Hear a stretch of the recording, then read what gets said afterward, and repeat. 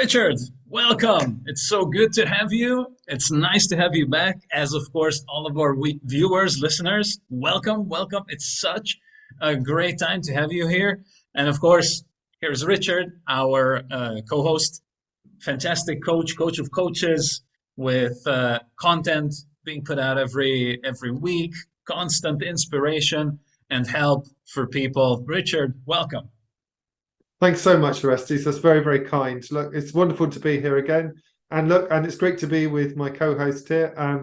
You are putting out some amazing daily videos. So for anyone who wants to really get a handle on anxiety or find out a little bit about more how they can take care of their mindset or help somebody else, I definitely encourage them to check out your channel. Remind me what your YouTube channel is, Oresztesz? It's called Less Anxiety Today. So I really try to make up a smart name that kind of hides what I want to. No, it's really on the nose. It's just start your day with less anxiety. I get it. Yeah, I think I can go with that. Well, I'll remember that for next week now. So that'll be my mission. Less anxiety today, better memory Yes. next week. Ah, nice, nice. All right. Awesome, awesome. So, Richard, we have also been very subtle about what we want to talk about Mhm. this week. We've been teasing the idea of teaching our listeners or Mm. reminding them if they know it already, the power of a very, very powerful tool that Yep. helps you take control of your emotions. Now, we will Mhm. explore this a little bit in detail because it's not so much overtaking and trying, especially not repressing emotions. But it is a very powerful tool where you can, with light to medium to somewhat serious emotions, you can pretty much take control and have a better result in your life. It doesn't matter if it's fear, anxiety, if it's stress, if you are feeling down about something. Mhm. This tool is going to be extremely helpful on how to help you regain control of whatever is happening and have better results.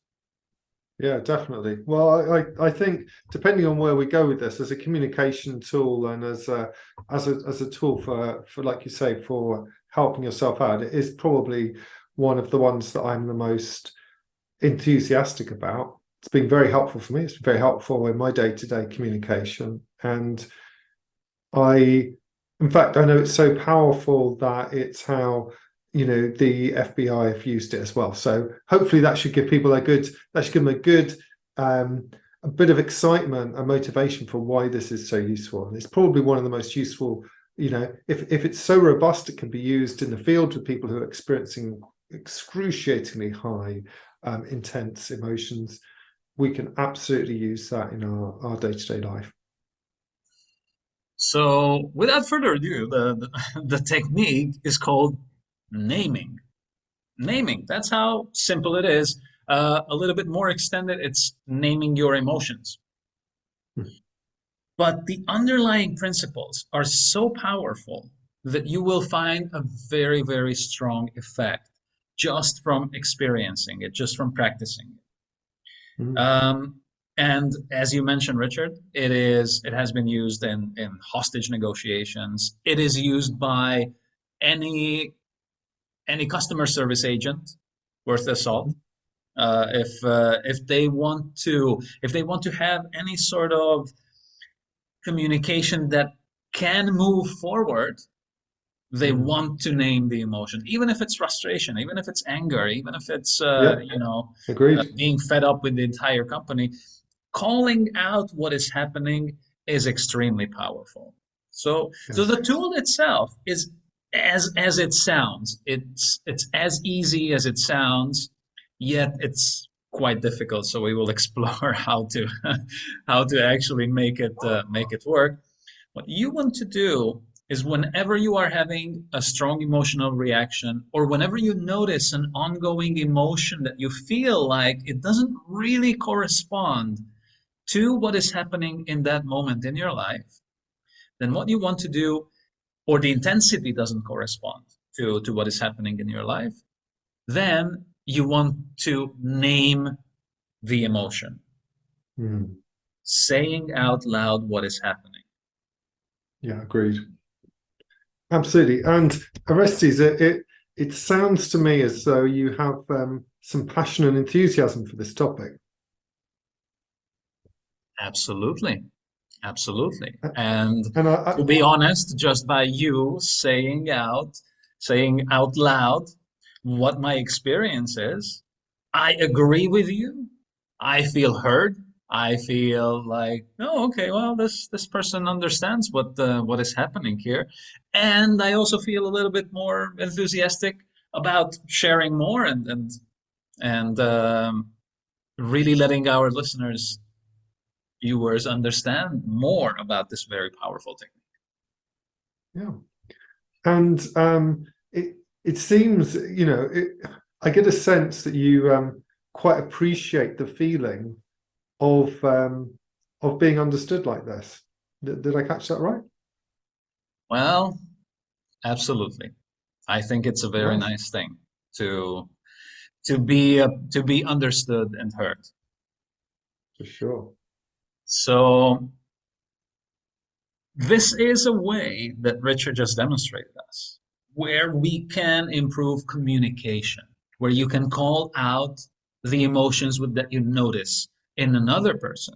This can really, really take your level of communication, empathy, sense of understanding really to the X power all the way. It is very, very powerful. It really helps you understand whoever you are talking to.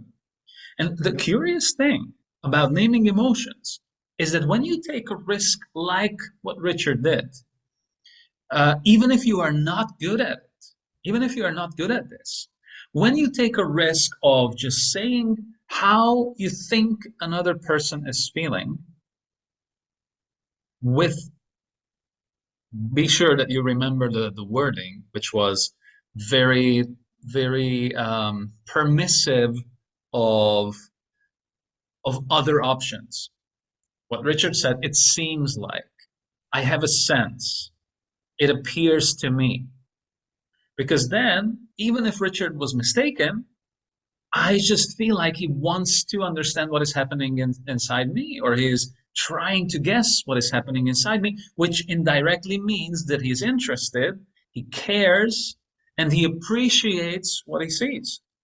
You do not what you do not want to do in a situation is, oh, you must be really whatever. Mm. You're definitely like this, because Mhm. then if you do actually gets the exact feeling, it is still going to work. But if you miss, then you risk the idea of making the other person feel the opposite of being understood. It just feels Abs- weird. If you Absolutely. are, I don't know. Yeah, go ahead, Richard. No, I really like that. I thought it was just, I think it was a really important point. I think you made it very clearly there, Orestes, that we almost want to, the way I feel like almost is I'm an understudy, should we say, for your experience. And so I'm asking for you to confirm, like you say, I'm showing my interest, but I'm asking for you to confirm that. So you're the expert. So clearly in this interaction, you are the person who knows their experience best, and it's okay to correct. And it's a really lovely experience, because when you experience it both ways, whether you're giving it to somebody or having somebody do that to you, you get a sense of this person really wants to take time to hear me. And that is a very, very powerful, it's just a very, very powerful experience. Absolutely. Absolutely. And I think it might be a good idea also to spend a little bit of time in understanding what is the internal experience of Mm, understanding the process. sure. I believe I really like a kind of metaphor that can explain this. So, if you think, first of all, that there are two different enough parts, even though they're overlapping and they're communicating and they're teaching each other and using different parts of each other, but they are distinct enough of our mind that we can make the distinction between conscious learning and understanding and logical kind of thought and unconscious processes that handle more the emotional intelligence, the emotional sensations in the body that are physical sensations at the same time. Mhm. Now, if you think of these two as they are different enough that they want to have some kind of a communication, when you are having a strong emotional experience, it is going to come from your unconscious mind. It's going to come from the part of you that has a different sense of time.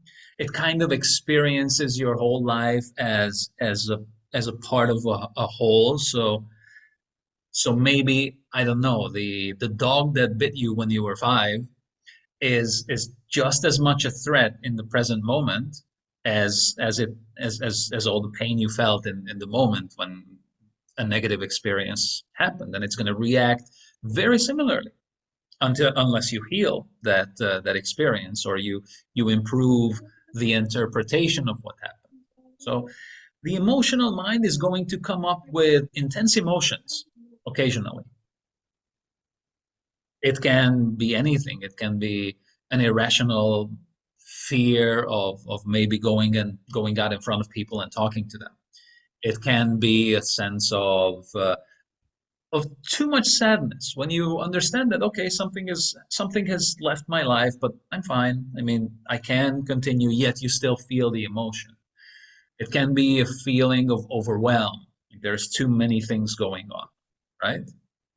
So when you have a sense like this, it's a lot like, in my mind, a lot like maybe your childhood best friend living next door to you, or someone that really cares about you, your neighbor that really, really loves you.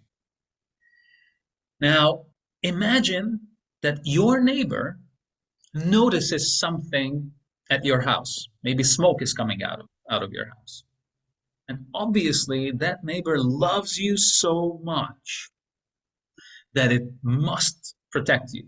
It wants to keep you safe. So it comes over and it starts to knock on your door. And it's really, really desperate to get inside. It really wants to make sure that you are safe, that you are protected, and it's really worried about the smoke coming out from the back. So what happens then is that the conscious part, we have learned very much to most of the time ignore our emotions. It is, I'm not saying that everyone is like this, but it's very common that we have learned not to pay attention to whatever is happening emotionally.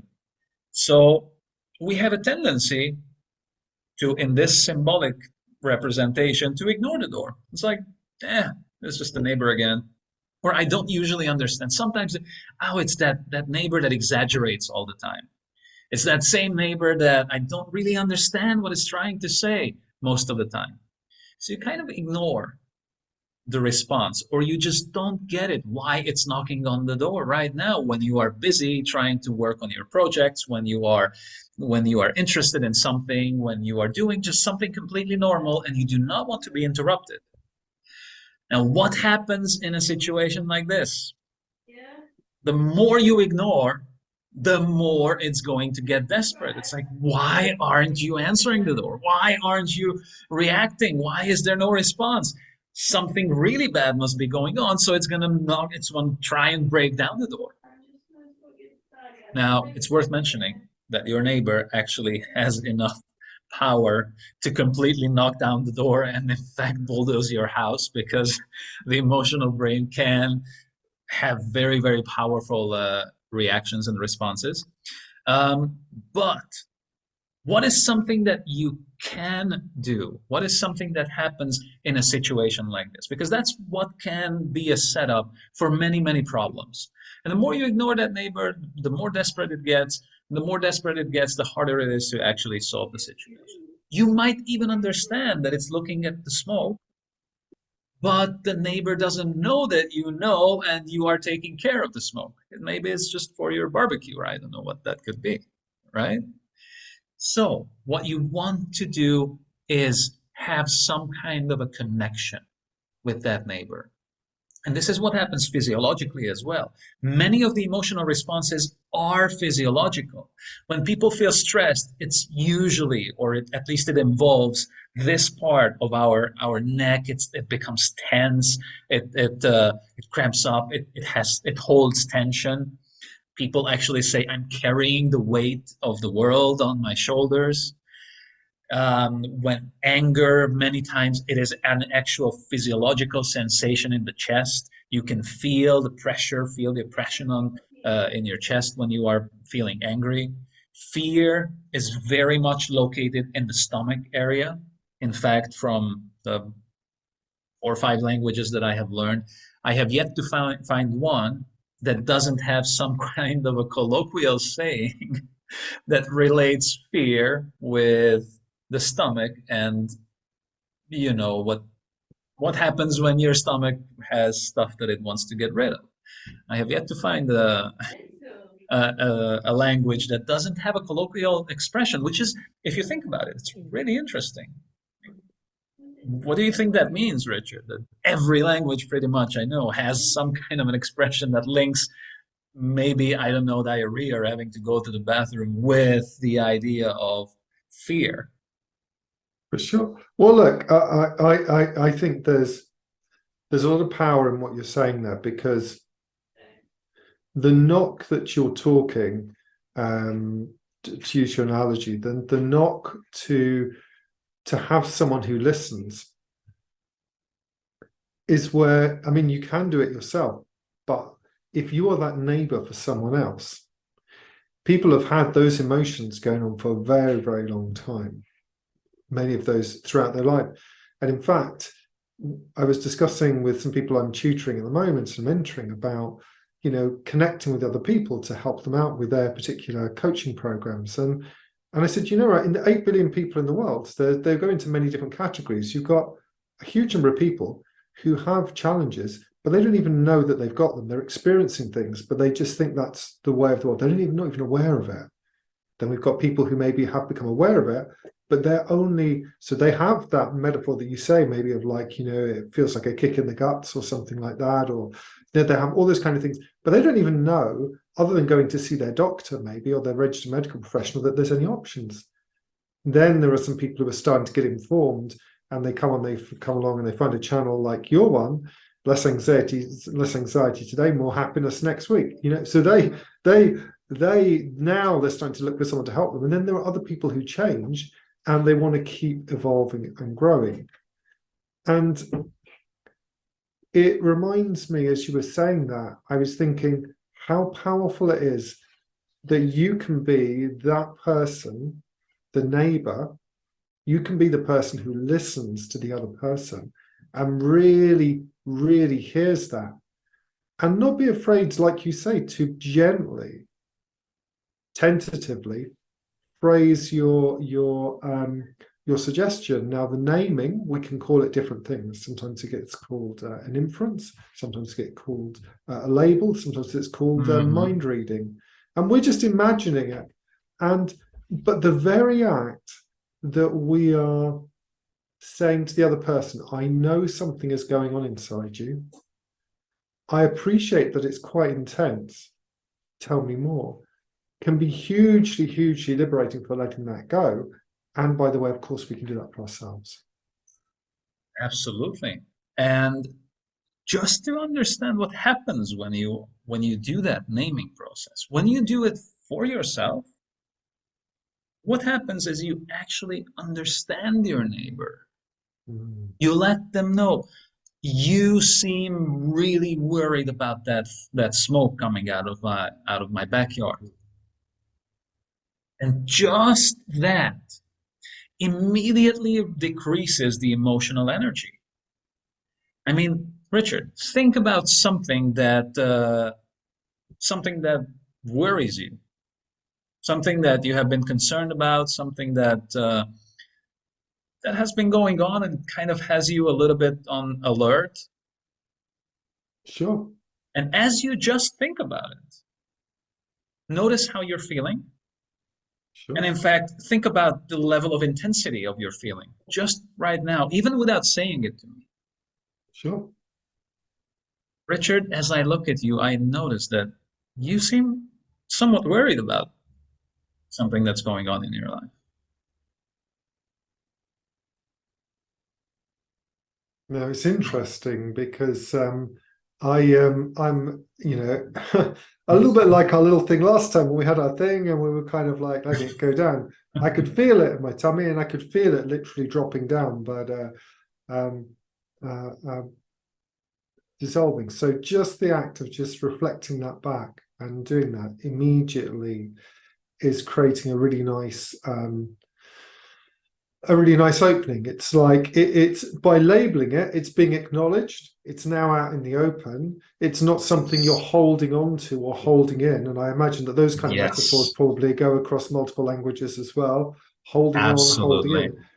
Now we're doing that, and the reason I know that it's moving is I could feel it moving down, but I could feel my breathing easing as well.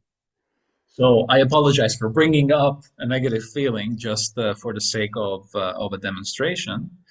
But you can notice that the emotional intensity goes down, and just think about this. I don't even know what you are talking about. Mm, All you did was very nicely comply with with the uncomfortable question that I asked you, or invitation, by actually thinking about something that worries you, and just by having someone else notice it for you, the emotional intensity drops. It lowers. You don't feel the same strength of the emotion anymore. What I believe happens between the conscious and unconscious, the unconscious is giving you it's kind of pure energy that it's giving you. An emotional response is just energy that says, there is this thing that can be somehow dangerous or detrimental to us. When the conscious mind brings on the understanding, okay, there is something that could be dangerous for us. There is this specific thing that seems like it has been dangerous in the past and it may represent some kind of a danger. This part can relax and say, okay, the part that solves problems, that considers, that can come up with different solutions and ideas and ways of interacting and solving the situation is working on this. Now here comes a very, very, very important part. Basically, let's just to recap how you can use this technique is when you feel an emotion, you say it to yourself, you name it, before we go on to how you can use it for communication. But when you feel like this, you name the emotion. Now, there are two very important things here. First is the process of naming. You do not want to change what you're feeling to something nicer. Do not, if you're feeling terrified of something, do not say, as you are doing the process of naming, yeah, I seem to be a little bit afraid. No, because then you are not receiving the message. This part is saying this is terrifying. It is intensely dangerous. And if you say, yeah, I kind of feel a little bit worried about this, it's just going to say, well, this is really not listening. Let's turn it up mm, because mm, it's not getting the level. So you not only want to understand what the feeling is, you want to understand the intensity. So do not try to make things nicer. Do not go to where you wish. Do not say how you want to be feeling. Do not half accept what is happening. Say it as it is. I feel terrified. I am devastated. I am completely anxious. I feel like I'm at the point of breaking down. If that's what's happening, don't exaggerate it either, right? But yes, do actually make sure that you are listening to the emotion at as close to its actual intensity as you have the ability to have the wording for it. So that's one in the process of naming. Two, is more of a medium term or even long term version advice, is that once you name the emotion, you will get the benefit of the emotional intensity dropping because your unconscious will say, okay, the intelligent part is going to take care of this. Now, if you only abuse this technique to reduce the emotional intensity and you do nothing about it, then you're kind of violating the trust that your unconscious is giving you. If you say, well, I'm terrified of this, and then you do, and this drops the intensity and you do nothing, then your unconscious the next time is going to be a little more hesitant in accepting you using this technique of naming. The next time you say it, well, yeah, okay, he's kind of heard it before, but didn't do anything. So you can accept, okay, I feel terrified, and I also realize, and you want to do something that is relevant. You kind of want to also say to yourself, okay, I feel terrified. Um, and I also noticed that this is a different situation. I feel reasonably safe. I think it's actually a good idea to do this thing anyway, even though there may be dangers. I will do my best to reduce the danger that may be present, but I will try and go and get in there and do something about this with the reduced emotion. So these are the two very, very important things you want to do. Name the emotion at its correct intensity and actually take it into account. Agreed. Yeah, and going just further, following on from your kind of, I think it's very wise there what you were saying about when emotions coming back and or us maybe taking some action or not quite the right action, or perhaps things didn't quite work out, even though we did acknowledge it the first time. One thing you can do is you can use the technique again, and so you can go back and say, well, look, I'm getting a sense there's a bit of disappointment. I'm feeling I have a sense of a bit of disappointment, or I'm feeling a little bit let down. Or, or even, even if the feelings are quite, if there's mixed feelings inside, I kind of getting some mixed, I'm feeling a little bit mixed about this. I'm getting some mixed feelings. And this is really, again, this is really, really healthy. And the reason I want to mention this, and this will probably segue nicely into the next bit, is just that the FBI hostage negotiator who developed using this tactic, it was his number one tactic for helping with people who were the person who was who had taken the hostages, so the terrorist or whatever, and their emotion was so strong. And he would say, look, it seems like you're feeling very angry at the moment, or it seems like you are frustrated the hell out of this situation at the moment. And when he left the FBI and started teaching these techniques to people, he thought it was so simple that people might ignore it because it was so simple. And when he looked at the research on this, there was research that fortunately showed that when you name an emotion, the activity in that part of the brain where we have the amygdala immediately calms down the moment we can label an emotion, and it can be useful for something intense, like we've done on the negative side, or something positive as well. It will amplify the positive, and it will tend to let the negative one go down. So it's a beautiful tool for helping you develop some self-calm and poise and equanimity. But also, just the fact that you're doing that for another person as well will automatically cause them to feel, should we say, less anxious, which will mean that less anxiety today, better feelings next week. Yes, absolutely. And as you say, it is an extremely powerful tool that you can use for yourself. And once you understand how you can use for yourself, you will notice how insanely powerful it is to use it for others.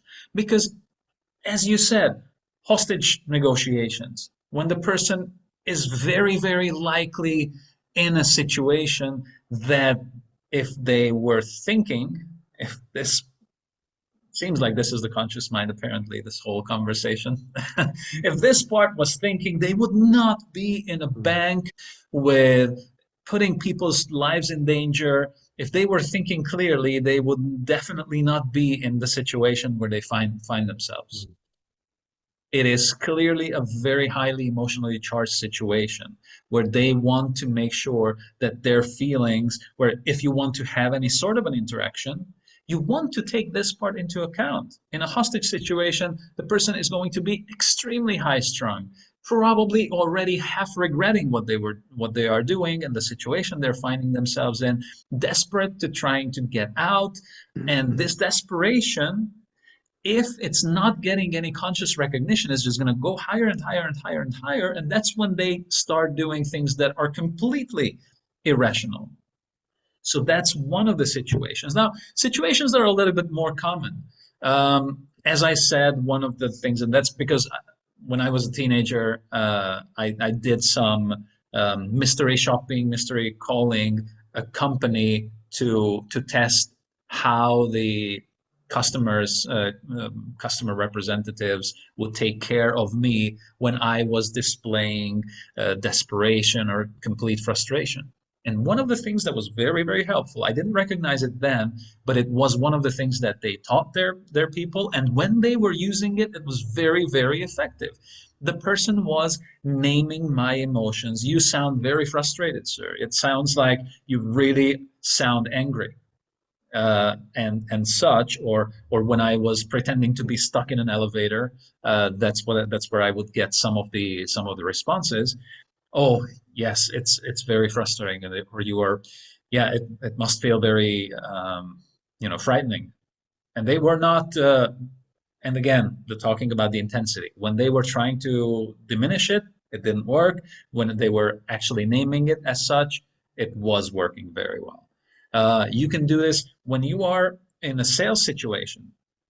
You also want to be at least aware or understanding whatever is happening. And very, very importantly, when you are with someone that you love, sometimes this is the most helpful thing that you can do.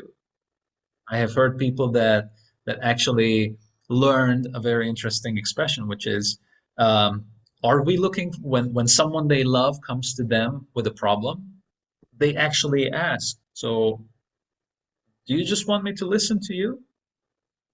Or are we actually looking for solutions to this problem?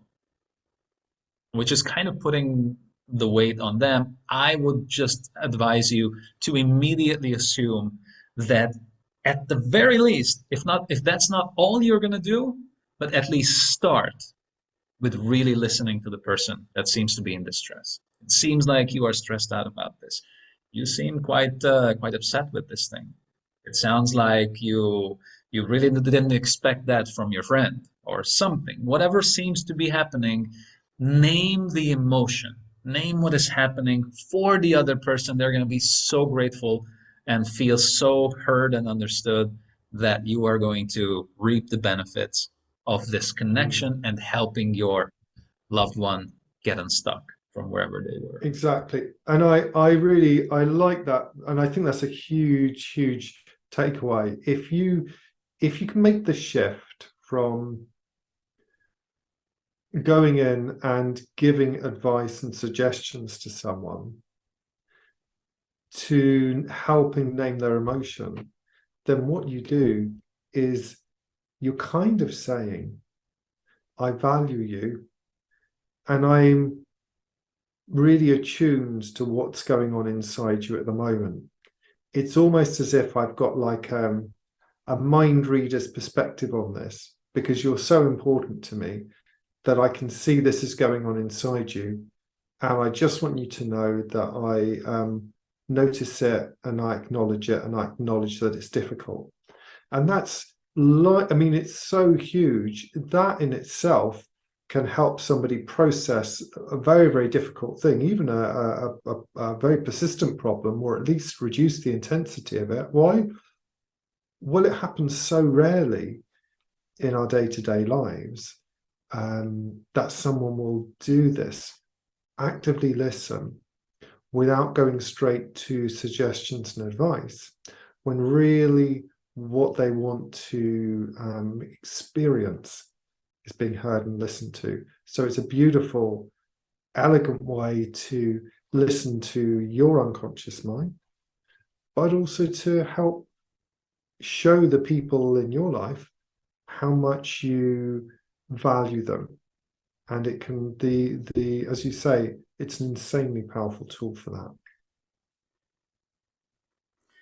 Absolutely, absolutely, Richard. And I think we're kind of running out of time here, but I would really like to invite you, our listener, to practice this. Give it a go.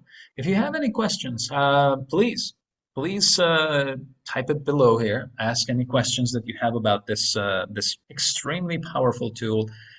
I mean, again, think about this.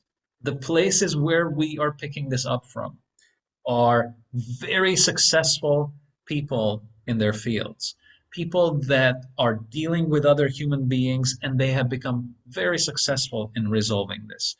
Hostage, extremely powerful hostage taking situations, um, efficient customer service, good levels of sales all include this. Anytime when a human being is involved, when you notice the feelings, you notice the emotions, you understand how important they are to be involved in the communication, it is going to take your skill and your results to the next level. So please, this is an advice because I cannot currently guess exactly how you are feeling about this. This is an advice. Try this. Try this extremely powerful technique for yourself and let us know how it works out for you. I would be really interested and excited to hear about your success with how you are doing with this. Magic. Thank you very much, Oresztesz. And look, if you, it's just as we finish up, it's worth saying, if you want to stay in touch with us, then of course you've got less anxiety today. Please do add any comments or questions below, as Oresztesz said. And there's also some contact details below as well if you want to follow me on Twitter. Yes. Thank you for listening. Make sure that you click like, you subscribe to make sure that you keep getting these videos and you find all this advice because we plan to bring you more and other interesting ways in which you can improve your life, you can become more efficient. And I look forward to seeing you next week. Thank you, Richard. It's been amazing. I really appreciate having you here. Thank you so much, and see everyone next week. Take care. Bye-bye.